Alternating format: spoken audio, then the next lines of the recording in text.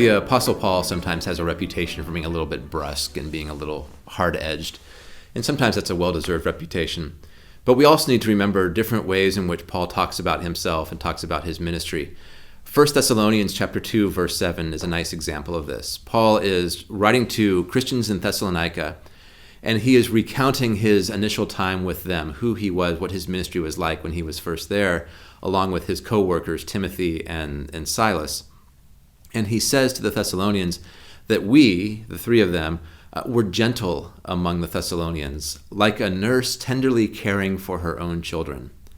He's speaking about wet nurses. These were servants, or in some cases slaves, who would nurse children, women, female slaves who would nurse children for their mothers, and said, we were like that with you. We were like what a nurse would do with her very own child. Tries to find this paradigm of nurture and of loving care, and says, that's who we were among you. So what's going on there? Paul is using maternal imagery, mothering imagery, to talk about his own work among the Thessalonians. He does this in other letters too, where he describes himself like as one in labor pains or giving birth. Paul is willing to use female or mothering imagery to talk about himself in his own ministry with churches. Well, so what?